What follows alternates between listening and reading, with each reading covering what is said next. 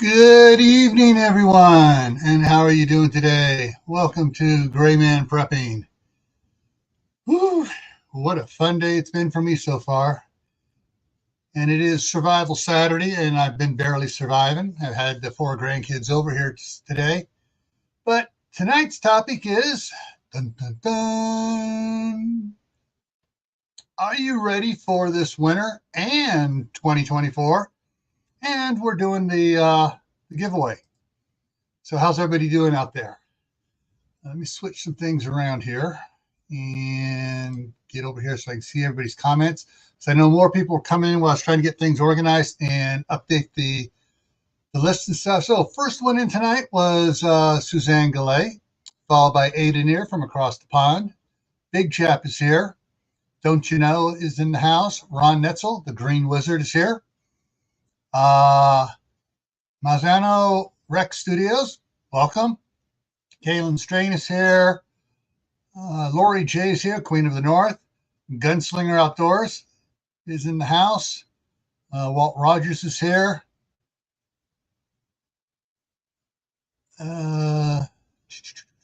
Jay is here. Canadian's here.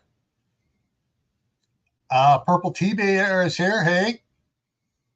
And let's see, going down here. Corsair Trainers in the house. We'll be lurking, still doing stuff there. Okay, not a problem, Steve. And caught up to the bottom there. All right. Yeah. So this being the last Saturday of the month, my daughter had to work. And so she just took the grandsons out of here about 15 minutes ago. Yeah. So, and so yeah, for dinner, I made them one of the instant box menu things. Basically, it's a pasta mix, the Parmesan pesto pasta noodle thingy. And 3 of them liked it and ate it. Eli, who usually likes pasta, took a bite and goes, mm. And it's like, Eli, you want some more Parmesan? And he goes, Parmesan, Parmesan. Sprinkles some Parmesan cheese on it. Tasted it. It's like, really, dude? And Moon over at Byramy's here, and so is Tibor. All righty. Let's see. Got other stuff popping up over here on that monitor. So I got multiple monitors here, so I'm going to go looking back and forth as we go along here. Wow. So this winter now is officially 8 days in. So, Idaho Garden Girl is here. Hey. So winter is now 8 days old, and it's already weird. The city guy came over and we were talking today for about half an hour or so, shooting the breeze. And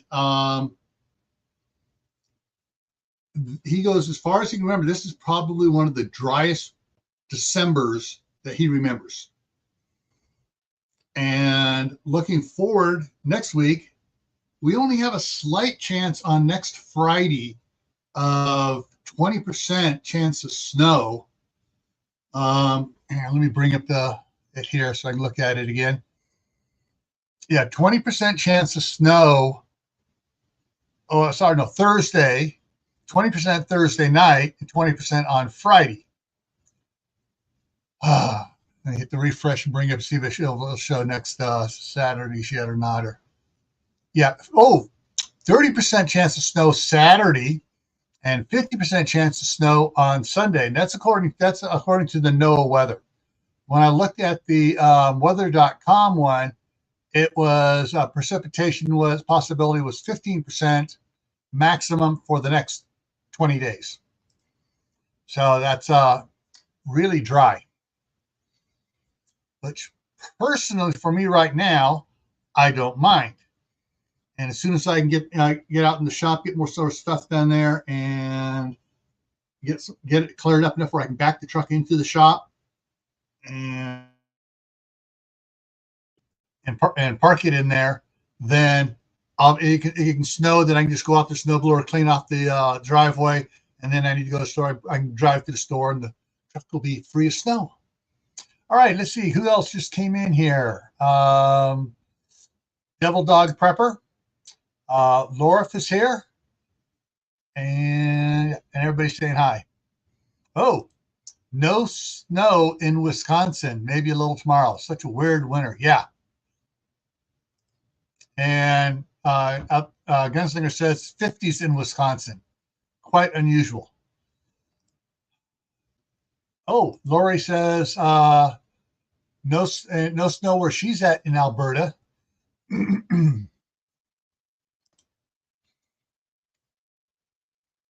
Okay, and we've got the Kaylin. Kaylin saying no chance of any kind of precipitation until at least January 9th or 10th. Yeah. Johnny Kodanger, welcome in. Pennsylvania Preparedness, welcome, welcome. All right, so so this winter, how do I say it? All these areas, Wisconsin, Iowa, Ohio, and Idaho are dry, or at least eastern Idaho, are really dry so far. Now, let's go back to where the staff sergeant's at in the San Francisco Bay Area. And they've been getting inundated with rain. And more so a little bit to the north up in Napa County and Solano counties. And then down in Santa Cruz County, they've been having floods and mudslides like you would not believe down there. No fires this year, but it's still having mudslides and everything else going on because they're getting such heavy rains coming down there. So it's almost as if there's a wall along the top of the Sierra Madres, just saying, no, all the water stay to the west of us. And that wall finally breaks, and the pressure gives away, and it comes in. We're all going to get we all should be getting water. And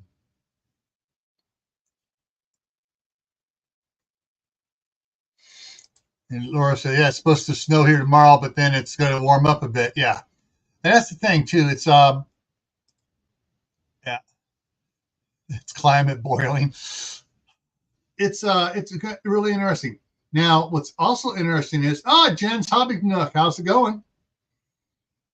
It's also interesting what's going on with the weather and stuff is there are still being put out by several of the power companies. Of course, I really haven't looked at the ones for on the other side of the Continental Divide heading east. But, Pacific Gas and Electric, Intermountain Electric, or not Intermountain, Rocky Mountain Electric. It's Intermountain Gas here. They're on separate bills here. Southern California Edison has on their website hidden as well warnings of power outages, brown outages, and blackouts going on, rolling blackouts and stuff possible this winter. So it's going to be an interesting, just from what I've been able to find out there off the websites and doing deep diving into their quote public notices section and stuff, which is they have one that's out there where everybody can find easy, and they have other ones that are hidden away that we forgot to put the link to the main page so you guys can't find it. So, but they're talking, blackouts, rolling brownouts, rolling blackouts, and everything else. So, it's looking like that. Okay, what are we going here? Pennsylvania Prepper says, cold here in PA with wind, a little rain, warm enough not to snow, but be miserable. And of course, he's out there running it. Last time it was like that here. January and February got slammed in Wisconsin. Yeah. So it may be a slow rolling start to the winter and suddenly get nailed. I remember 2 years ago, I think it was, I think it's 2 years ago. December was wet in California like it is now. And January started off really wet. And the great nuisance, the governor of there, ordered all the reservoirs to dump water. Oh, they're going to, we need to be able to capture all this water. It's going to be coming down here later on in the winter. It's just going to come down and it's going to overflow the reservoir. So we need to dump them. Well, guess what? February and March were dry, and they were in severe drought conditions up there in California. All right, let's see. Coming in here, we have Wayne, the Ungrateful Peasant. We have, who else just slipped in here? Wayne. CB at Hugo Homestead's in the house. And Glenn, How to Garden from down there in Florida. And I'm just going to throw up Lori's comment there while I scroll through and check. Okay, so we hit minus 50 degrees Celsius in February, guaranteed it every year, December and February, even in 2005, when we had El Nino, still had minus 50 degrees in February, but no snow until April. Big Chap says, rain the last 3 days in Southwest Michigan. Big Chap, was it really a hard rain, or was it just a medium rain? Was it getting drenched, or just, oh, it's raining. Okay. All righty. So I got to get my notepad out here for results on some stuff here. And we're going to get turned around the right page here.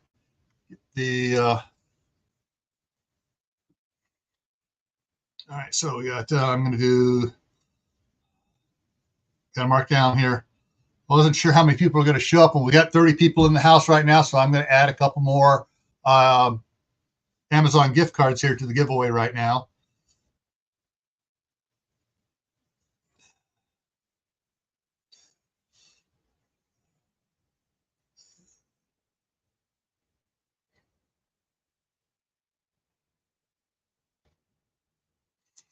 And then I'm going to go, okay, that's channel members, and then survivalist level is 16 and 16. Okay, all right, so all right, for the giveaway, actually, let me go ahead and I got to change this up here to make stuff work here right. And hopefully I can get the sound to work right when I do the wheel here. So I'm going to try and get everything set up here for that. Share screen, and hopefully, oh, it turned dark blue this time. So I hope that means it's working. Okay.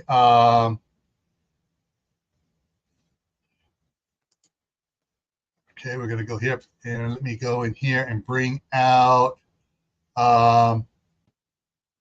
bring this one up here. This is just going to be a test. This is not part of the giveaway. This is a test to see if the sound is working on it.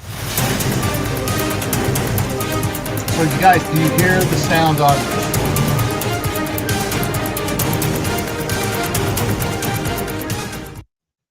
Okay, so let me go ahead and go back over here. All right, did you guys hear the sound? I'll find out if I hit the switch the right way, because it no longer says on or off for the audio. Sound's working. Okay, good. I got it right. So boom. So when I do that, that one's set up, and that one there is set up for there. All right. So cool. All righty. First one's the first three Amazon $2 Amazon gift cards for everybody. It's in the side chat to have a chance at. So, all right. So here's, I'm going to ask the question, and then the first one that answers it on my, on the StreamYard screen here is the winner. Okay. So the first question is, before I retired, where did I used to work? Before I retired, where did I used to work?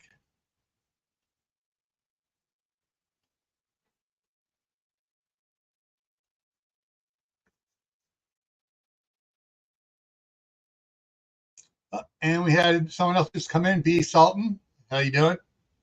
All right, there we go. And it looks like, yeah, the first one with the answer was CB at Hugo Homestead. Yeah, you worked for Homeland. And I froze. And see, my uniform hat. Okay, so CB got the $5 there. No. I wasn't asking where you worked at, Steve. I was asking where I worked at.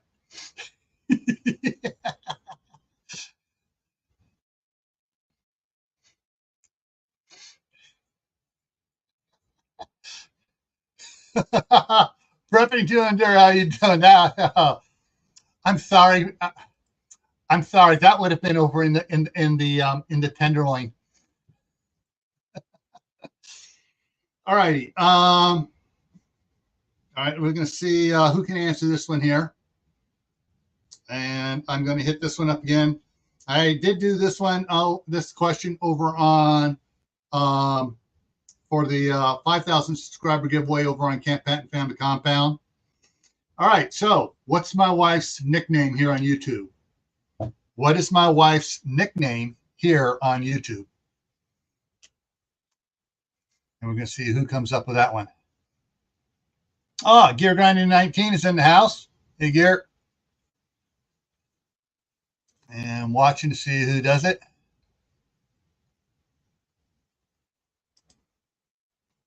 Idaho Garden Girl is the first one with it.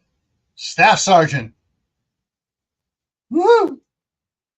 So it's going to be Idaho Garden Girl.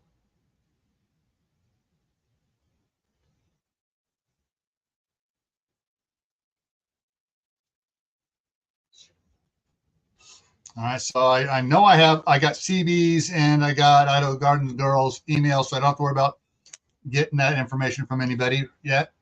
Okay.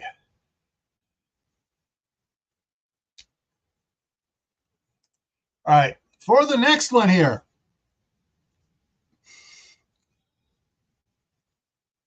What is the name of the video series I do practically every day here on Gray Man Prepping? What is the video series called of the videos I put out practically every day here on Gray Man Prepping?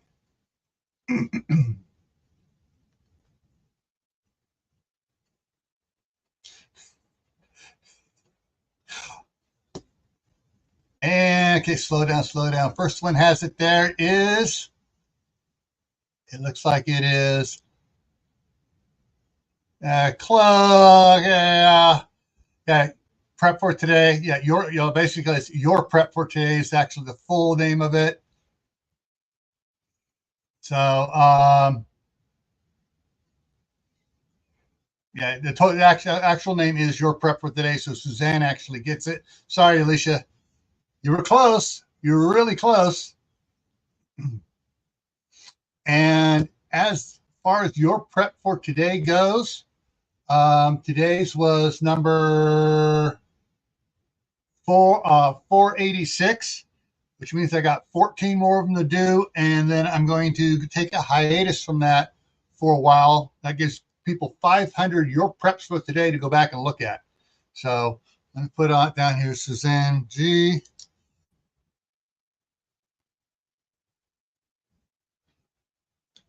O-U-L-E-T. All right. All righty. So go ahead and take that off. And I got to go. I saw a comment here. I got to go back here. This is a comment I spotted. So I got to see what Steve put out there about that. Oh, yeah. Jay is right. See, Steve, you should have said the woman who ain't a Marine. Calling her a chick pisses her off. Now, Steve, on the same thing though, my aunt, my dad's sister, was a BAM. she said, and she would say, "Oh, I used to be a BAM." And as the little kids, we didn't know what she was talking about. And when we got older and hit double digits, our Uncle Bill explained it to us. And, BAM is broad a-hole, broad ass Marine. So, all righty. Yeah. Okay, so now we are going to go to the next three cards given away are going to be for channel members. And there are three levels of channel members that you see going across here in the thing. There is the prepper level, which is 99 cents a month. There is the gray man level, which is $1.99 a month. And then there's the survivalist level, which is $9. And prepper level to get on the wheel once, gray man level to get on the wheel twice, survivalist level to get on the wheel 10 times. So there we have it over here and going through. And so we have 6. Let's see, we got Prairie Rider, Suzanne Gallet, Walt Rogers, Troop 1351, Super Scout, and Phelan Clan Wolf are the 6 that are currently survivalist level. So they're on there more than anybody else, but I'm going to shuffle this up here. So it's broken up a little bit there. And this is going to give away. Oh, Kathy D is in the house. Hey, Kathy. And so for $5 Amazon the other thing is, if you are a survivalist level, you do not have to be present to win. That's one of the perks of being of that $9.99 a month is you don't have to be here to win if you're a survivalist level. Everybody else has to be here and has to say, I'm here when the thing comes up. All right.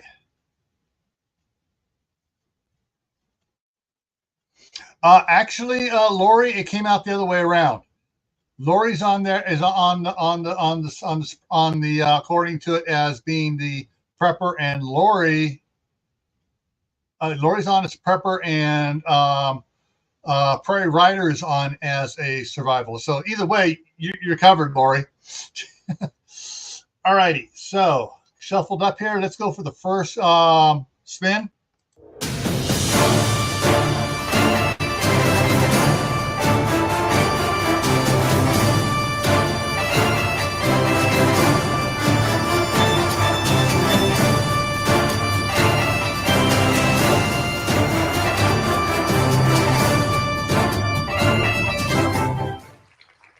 All right, Troop 1351 got the first $5.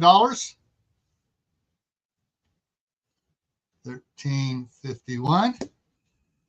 All right, going to close that one and check something over there. All right, and then for the I'm going to shuffle again, shuffle, and we're going to go for the next $5 Amazon gift card.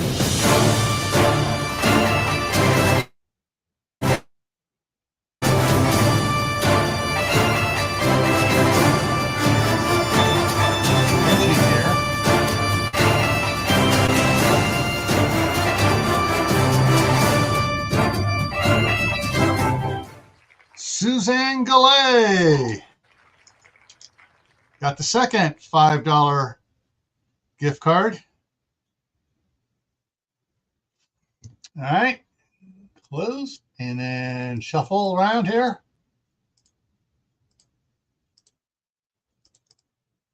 All right, and turn it around here. Oh, Rachel Knight is in the house. Welcome, Rachel.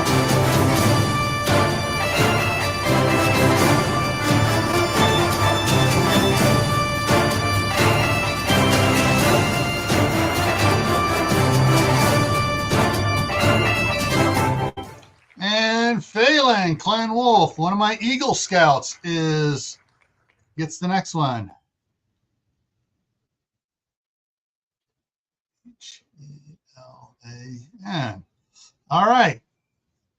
Okay, now the next two giveaways over here, because we got to change up the thing over here. What's that? Is for goes to Survivalist level members only. I got a separate wheel. I got to bring that up. That are just Survivalist members. All right, and so I'm doing $16 Amazon gift card, two $16 Amazon gift cards for Survivalist level members. All right, so boom, there we go. So we got the Survivalist level here. And so you got Phelan Clan Wolf, Prairie Rider, Super Scout, Suzanne Gallet, Troop 1351, and my buddy Walt Rogers from the Sheriff's Department. Alrighty, so, oh, and I missed it there. I saw it go flying by. Let me scroll back up to it, find it. And Phelan gave a $5 super chat. See, he says to help out with the prizes. Thank you very much, Phelan. All right, so back down to the bottom here. All right, is that the only super chat? I'm just looking to make sure that no other super chats popped up in here. So one here. I'm scrolling back up here just to see. Yeah, all right. All righty, so now for the first $16 Amazon gift card. Let me go ahead and shuffle this up here, the names up. Shuffle, shuffle, shuffle. And all right, let's do a little spin here.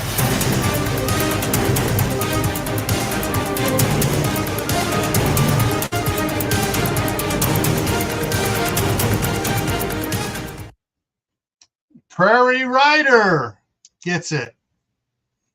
Okay.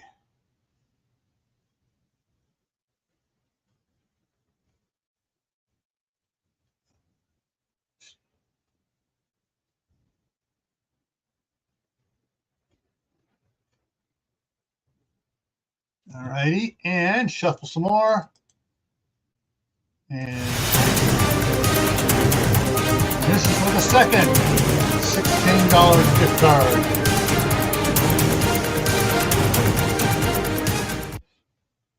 Suzanne Galais. Oh, this is her third win tonight.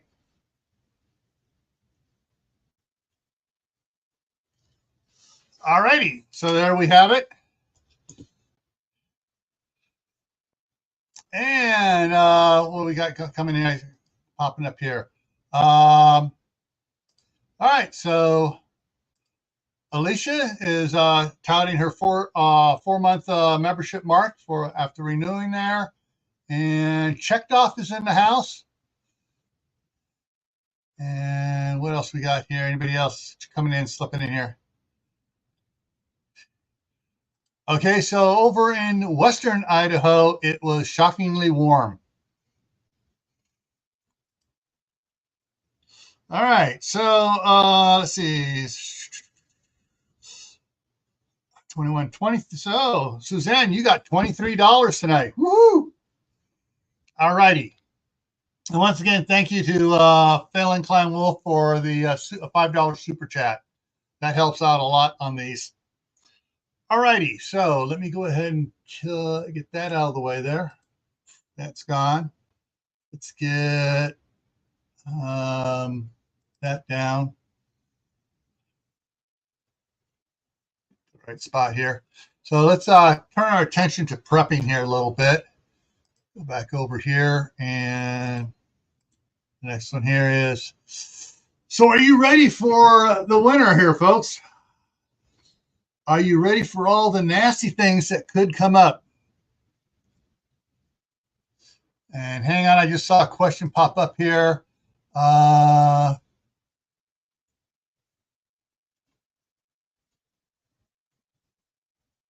Okay, Lori asked the question, so I've got to go back and find that question.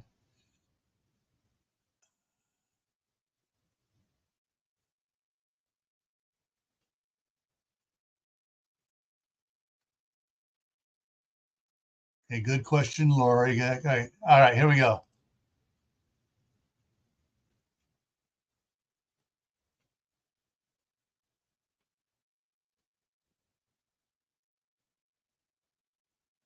Okay, yes. So basically, in most states of the United States, the sheriff is an elected position, just like you run for a mayor of a city or a county supervisor or parish supervisor down in Louisiana, whatever. It's an elected position, and they are the highest paid law enforcement officer in the county that is not state or federal paid. And however, I know in California, to be a sheriff, you also have to be a post, having complete what's called post certification, which is the Peace Officers Standards and Training course, and not just the regular one for the regular law enforcement officers, but the leadership one as well. So, and as far as you got, and there's pay scale for how many years you've been in law enforcement working for the department. You get raises and stuff. You get a promotion to corporal. You get a pay bump just for that. Besides time and service things, lieutenants, captains, etc. So, and depending on some of the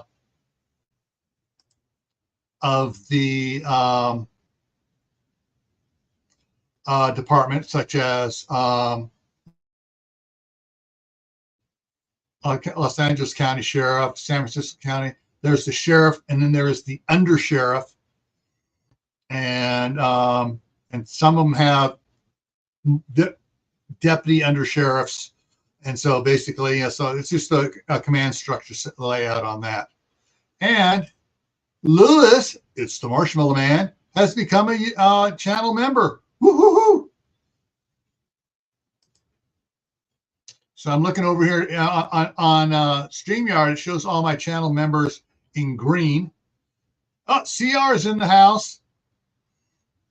And so I got a lot of green here. And just about all of my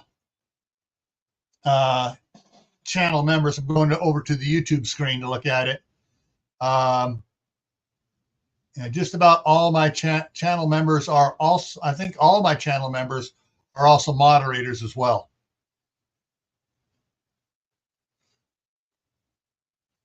And there's the salutes going off for Lewis for becoming a member. All the little emojis and stuff.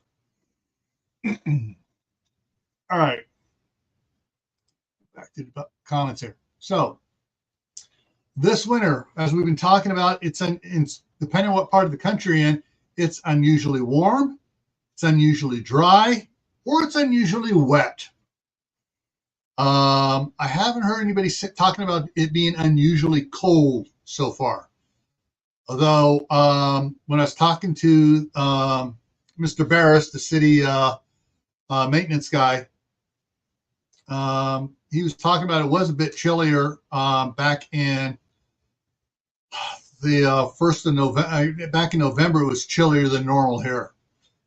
But it warmed up. We get some snow. It warmed up. Snow would melt. And so that's the way it's been here.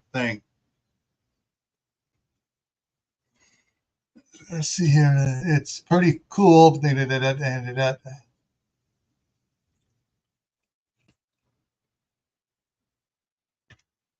Lori has another question there. So that's pretty cool. They can come from another state and run to get a job there and meet all the people of the county. Yeah, exactly.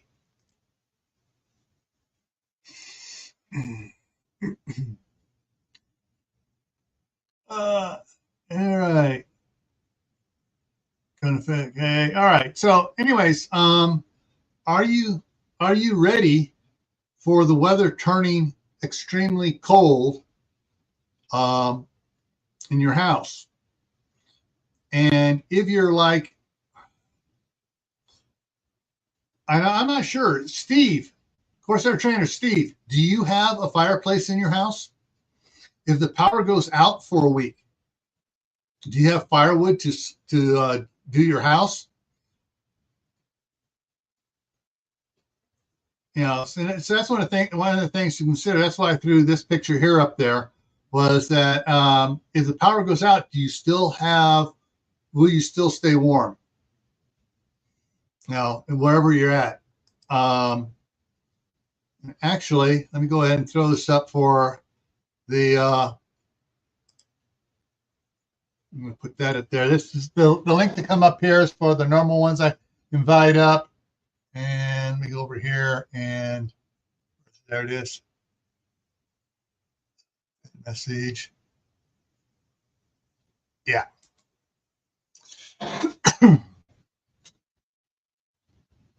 Night, Lori. So one of the things I've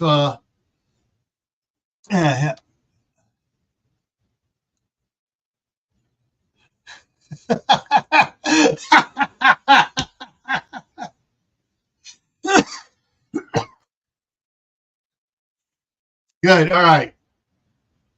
Yeah, because Steve just moved what has it been now? 2 years now. This is your second winter in the new house. And so, yeah, he got one that had an older house with a fireplace.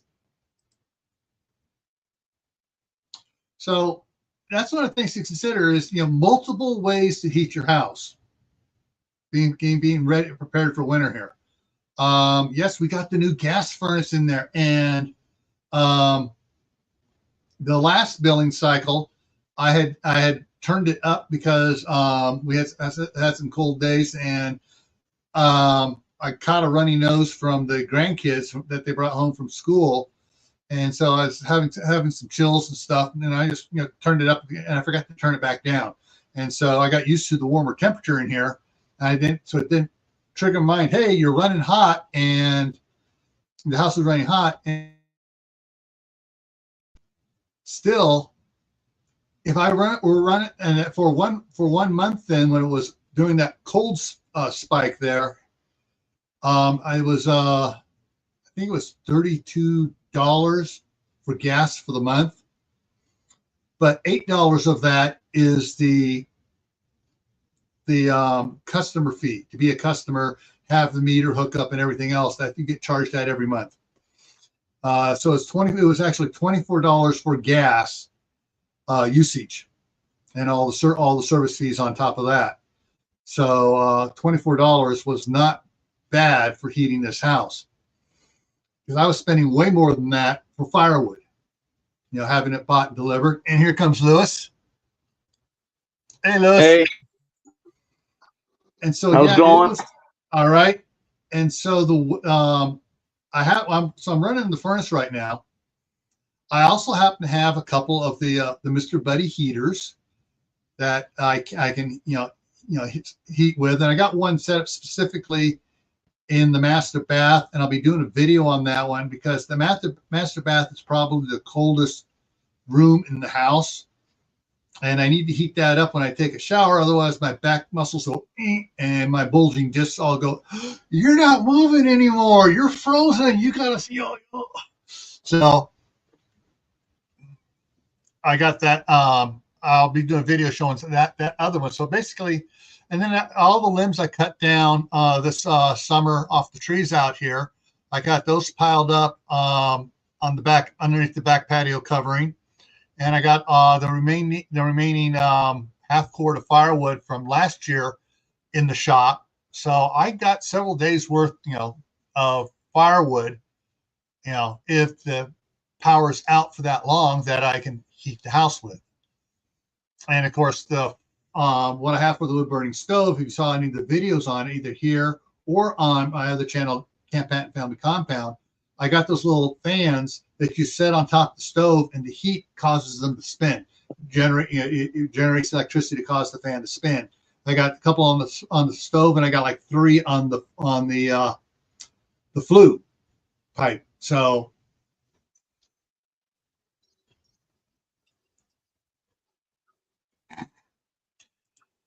I have It's and I'll answer Jay's question. I have two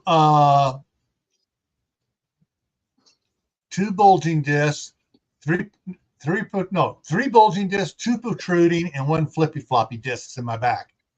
So and basically the cold weather and stuff, you know, or the cold temperatures, like if it's cold in the bathroom, then when I get out of the shower and that cold air hits my damp body as I'm trying to dry off, the muscles all go tighten up, and that just causes me all sorts of problems. But so I have 3 sources of heat for the house right now, whereas last year I had 2 sources of heat. But that's one of the things I think everybody should be planning on, having multiple sources of heat. It doesn't mean you have to use those other sources all the time. You use what's cheapest, you know, and easiest. Yeah, this year, if I had a wood stove this year, being up in Canada, it's been warm, normally warm. I think this whole year I've used the snow thrower twice. Mm-hmm. But if I had a wood stove, I probably might have turned it on 2 or 3 times. That being 2 or 3 times that it got cold enough to turn it on. Right. Because I do have a propane furnace, and even at that, the propane furnace, I've usually got it at 68. There's been a few times where I've turned it up to 69, because you know where that temperature sits, where it really doesn't want to turn on a lot, and the house gets a little cooler, right? So just turn it up a degree, and it comes on a little bit. I don't want to say more, but at least it comes on. Right. Yeah, that's something I've noticed too with the gas furnace. If I turn it down, you know, to the 67 or 66, once it gets down that cold, it seems to be cycling more often, because everything in the house is cooled down a bunch. And so it just, as I walk around, I'm moving air around, and the grandkids come over, they run around, they're moving the air around, the cold air from the 2 bedrooms that don't get used very much, that one is separate. And so the cold air from the play area and stuff goes through the house, and that the furnace, you know, cycles more, but the other areas don't heat up. Everything doesn't heat up as well and doesn't last as long. Whereas if I turn it up to 68 degrees or 69, it heats everything up a lot better, and it doesn't seem to cycle as often. When it's set low, it'll come on like every half hour for a little bit. If it's set up at 69, it comes on maybe once an hour. But the whole house is warmer, so all the interior walls get warmer, and it seems to take it. It's got to be some sort of thermometric graph that would show why a warmer house takes longer to cool off a couple degrees than a colder house does to cool off a couple degrees. Because I've last 10 years I've lived in turn of the century homes up here in Canada, and they got boulder foundations, and it tends to retain the moisture, which tends to get into the house more through the basement. And once those boulders get cold, it was explained to me that way. It does through the boulders, right? More than your traditional today cement foundations. It just, once those boulders warm up, they stay warm for a while, but once they get damp and cold, they stay damp and cold until you turn the heat up. Yeah. And that's one thing I also noticed about the roof too, that when the sun it warms up enough and the sun comes out, the quicker the snow gets off the roof, the faster the house warms up, obviously. But once the house starts warming up from the sun, it's enough to keep the furnace from coming on. And it keeps, because I've gone in there, and in the kitchen where the thermostat is, it says 68 degrees. Okay, it's not going to kick on, but I go and look at the thermometer that's in here, and it's reading 72 degrees in this room, and I go into the master bedroom, and it says, because it's on the south side of the house, and it says 71 degrees in the master bedroom, and then in the living room, I go look at the thermometer over there, and it says 74. But it's got it's got the windows there, facing south, and as soon as the snow's gone off the south slope of the roof, the ceiling heats up more. And that's one of the things I'm going to try to do this winter, is with that infrared thermometer gun, is do readings on the ceiling when there's snow on the roof and when there's no snow on the roof, just to see what the difference is for the heat that's coming through from on a sunny day. Yeah, that'd be interesting. You got a metal roof, right? No, on the house across the street, there's a metal roof. This one has the asphalt shingle roofs on it. And I think, because the way things are going here, that when Brandon had the house re-roofed the last time, I think they put down like the 3/4 inch fiberboard, insulation fiberboard, down on top of the OSB, and then put a skin over that, and then put the shingles on. So they added 3/4 inch of the high density insulation on top. Because even in the summertime, I can tell when part of the day when the sun gets to a certain point and everything else, and the shade from the trees and stuff, that it affects the roof, the temperature. Oh, it does. If it's the tar shingles, up here in Canada, I've done a little bit of roofing. And what happens is the tar, it expands and heats up when it gets nice and warm out, and when it hits a certain temperature, we call it a day. If it was at noon, and because when you walk on the shingles, right, they would tear a little bit. They'd become like a liquid. So if it was noon, if it was 11, if it was 1, we could get off the roof, because it would just get that hot, right? Yeah, we learned that in California too. Yeah, the roofers in California would start at 7 o'clock in the morning putting on the roof, and when they got to about 10:30 or so, they switched from putting shingles down to doing flashing on the edges, and start working on the gutter on the side if they've already got the roofing done and stuff. And so they worked around it and stuff so they could keep working without damaging the shingles. Because the asphalt shingles, once they get warm, man, they're soft, and they're damaged easy when you walk on them. Okay, and also wants to point out here, she meant, the patio cover I have is metal roof, but that's not attached. That's not attached to the house. There's spacing all around it. That's just and that I haven't had to go out there with the snow rake to clean that off yet. Fingers crossed, knocking on wood. But I do have a snow rake, or scoop, that I can go out there and I can pull off the snow off the metal roof. But I built that roof will support a boatload of snow weight on it. Is that a steep pitch you got there for that metal roof? The pitch for the metal roof is a little bit more than the pitch on the house. Okay, because I was going to.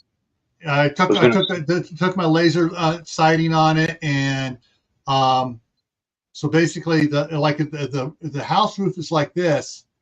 The side roof is like this, just a little bit more.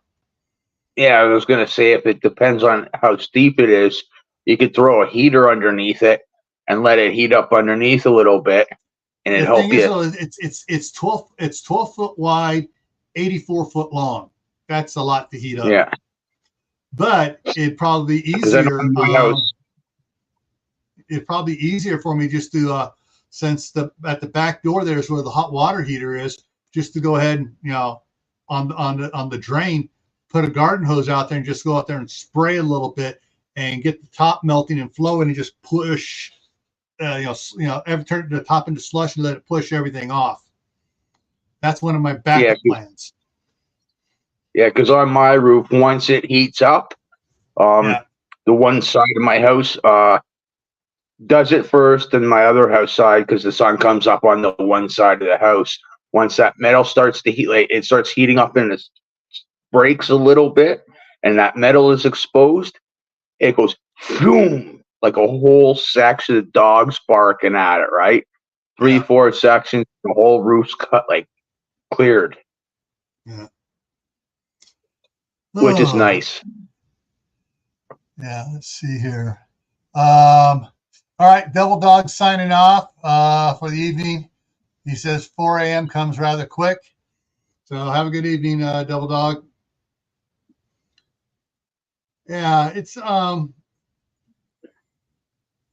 it's interesting around here is my wife and I were looking about getting some little cheap little 4-wheel drive thing. So in the wintertime, I could still go to the store if I needed to and not have to wait several weeks for a break in the weather and the roads to be clean enough for me to drive that stupid Toyota Tundra that likes to hydroplane on spit and to try to get to the store all the time.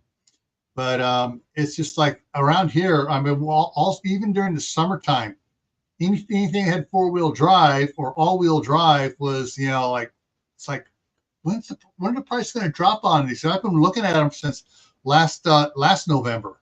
And so, and this year's even higher again. The prices on used vehicles, it's just insane. So what I'm gonna have to have her do is look there in California for something that's that has that's 4-wheel drive, and even it's what my uncle used to like to call a puddle jumper, one of like a little a Ford Escape, or one of those little what's the one, the Toyota Highlander is the smallest 4-wheel drive I think they have, something like that. Because I don't need to haul anything in the wintertime other than groceries. So I just need to be able to get to the store, get milk, and whatever else I need to get, for a couple of weeks, and then and get home without worrying about spending out on the snow or the slush or anything else like that. I don't know what the rules are like for your area, Gil, but up here in Canada, where at least where I live, it's a country setting. If the pickup trucks can't get out, the next thing that's coming out is the snowmobiles. Yeah, because it gets that bad. The thing is, though, people have snowmobiles around here. The city, Guy Burris has we got 2 different plow vehicles. We got a big, huge dump truck that have loaded with sand and stuff that he can plow with. He also has a big John Deere tractor with a monster drag blade behind it that he does most of the plowing with, and it's just one of those things, so we get to see, he gets the streets clear here in town so we can get out of town, and we can get to and he'll clear the one side so we can get on the main road so we can get to the railroad tracks. But it's county will not let him go beyond that point, because that's gets out of the city limits, to go that last quarter mile to the Highway 91, which is the Yellowstone Highway. And so basically he lets people know, all right, they're not going to let me do this, and you guys can't get out, so start calling and complaining to the county. And so that's when everybody starts calling, hey, you guys need to get this. Sometimes I'll tell them, go ahead and do it. All right, Steve, take care. And if it gets really bad, and I've seen them do it a handful of times. They shut roads down. I mean, Yeah. like complete roads down. And I like from one, like Yeah. I live in North Damascus, which is in Kenilworth. They might shut it down from my area to the next town over to Grand Valley or even Orangeville, which is like 45 minutes away. Just an entire section because they got farmers fields and the snow drifts, the wind and the snow can't see past your windshield. Yeah. Well, they have not, since I've been here since 2008. My daughter's been down here. Well, she's also was going to college for 4 years up in Rexburg. They don't shut down the main roads unless there's a big accident. But the county and the state will put out a conga line of snowplows, and so you have one snowplow in front, another one back here behind it, and then the next one back. So this guy pushes it off from the middle to the side, and they just, each snowplow pushes a little bit farther off the road till the road's clean, and they'll go up one way, turn around, come back down the other way, and then they'll hit the main highways, and then the guys break up and start doing side roads and stuff. But like I say, it's just like it's about all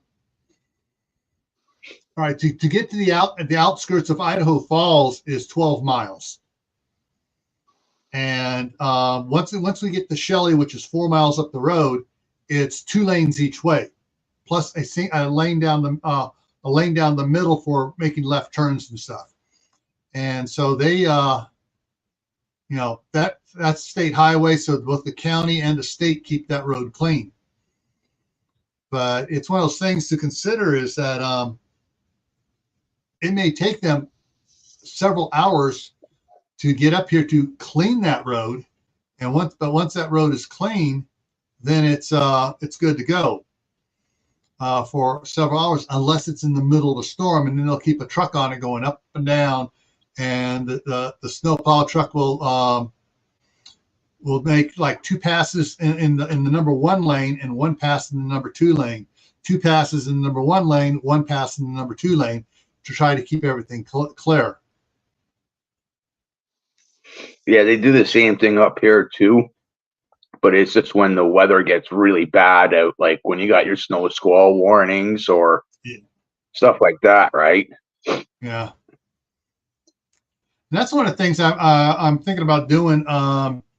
I really hate doing this, but I may wind up doing it. Is picking up powdered milk, and so I don't. If I have a box of thing of powdered milk, I can just mix up milk and not have to worry about going in. Because when I go into Sam's Club, the milk date on it is good for if I go on a Wednesday, it's good for at least 2 weeks out, and I'll get 2 gallons. Because I go through about a gallon of milk a week, especially when the grandkids come over.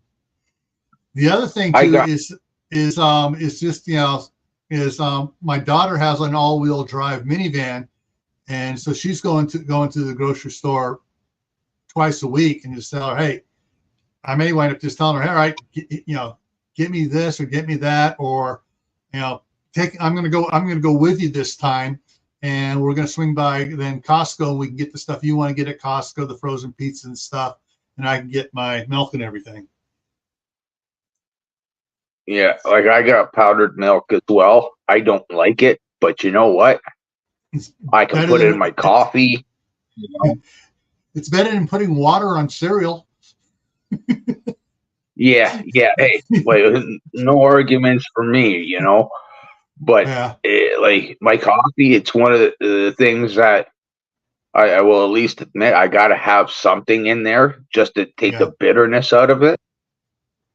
Yeah.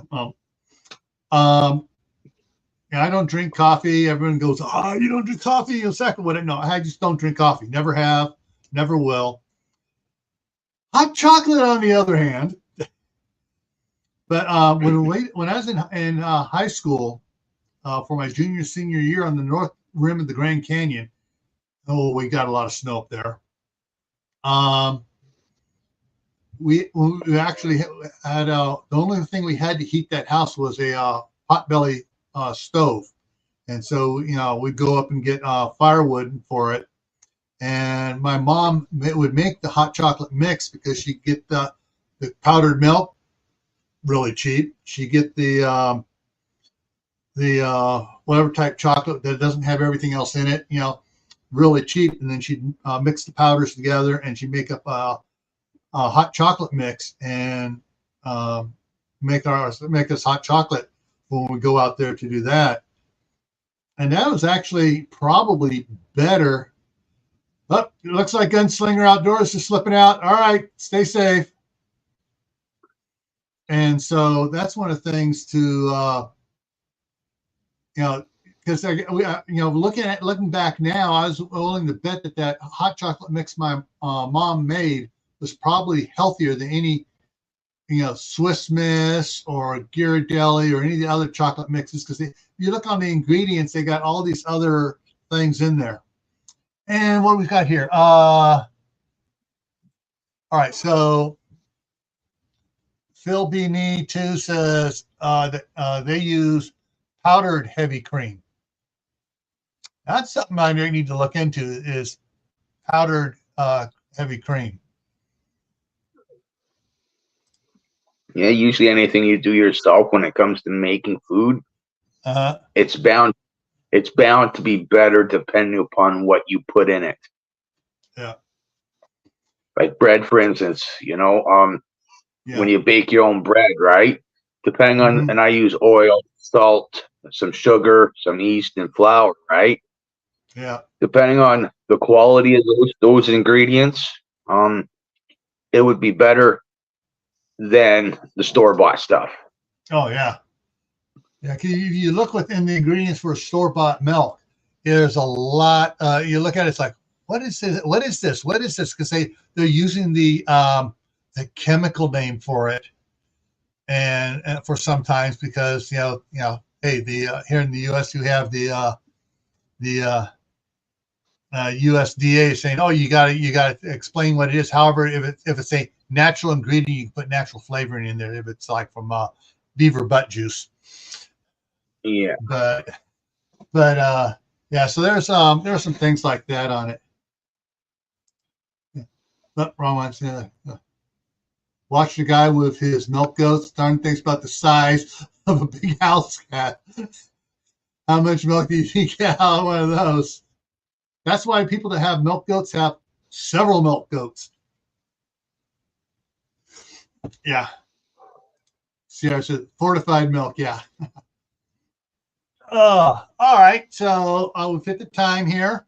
Want to thank everybody for coming in and showing their support here. And let me go ahead and pop this back up here. So where we're sitting at right now, just for general information for everybody, I'm getting my analytics page here to refresh here. So we're at 1637. So we got 63 more subscribers before I do another little giveaway here. Now over on Camp Patton Family Compound, my other channel, for those that don't know about it, we're at 5,000. Next giveaway I do over there will probably be the 5,500 subscriber giveaway. So that's going to be a little time off, especially since YouTube, after pushing me hard for 2 months, has now shadow banned both my channels. I mean, I was getting like for the last 24 hours, it shows how many views I've had. So like on here on Gray Man Prepping, which includes the last hour of this live, which had 84 views on it, my total views for the last 48 hours is 269 views. Whereas back in November, it was upwards of 800 views for the last 24 hours, 48 hours. And over on Camp Patton, right now I'm at, should I get it right? Yeah, I'm at 736 views for the last 48 hours. Whereas on that one, I was for views for the last 48 hours back in November was upwards of 2,400 views, 2,400 views in a 48-hour period. And all of a sudden it's like, and I've been asking friends and stuff, and they go, yeah, your videos aren't being pushed out to us like they were before. So, the AI hates me now. So, but yeah, it's ridiculous with the way this platform's working. So, but anyways, before I take off here, I want thank you, Lewis, for coming up here. No problem. Thanks, and have a good night. All right, you too. And so coming up here for future ones. So on Monday is New Year's Day. May or may not go live on Monday over on Camp Patton Family Compound. Tuesday for Tactical Tuesday, we talk about 2024 training. What are you doing? What are you planning to train for this coming year? Physical training, skill training, whatever it is, what are you planning to, become better at for 2024? Then next Friday is on Camp Patton Family Compound. Going to be talking about resolutions and plans. Not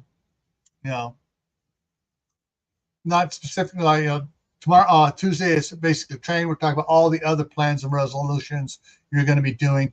And there may be some learning how to do things like learning how to crochet or to knit, or learning how to sew, or learning how to process rabbits or chickens. So that's what's coming up on there. And the next Saturday here for Survival Saturday is going to be simple preparedness. We're going to be talking about expanding your basic, which I got read it right here. Survival supplies, and talk about your basic supplies and stuff, expanding them so that if something happens, you're not stuck in a hard spot. All right. So with that, everyone, I want to thank you all for coming out, and I'd like to remind everybody, stay happy no matter what life throws at you. Stay safe. Don't go out doing anything foolish. Keep adding to your preps: water, food, medicine, clothing, and learn a new skill. All right. Take care, and I'll see you around.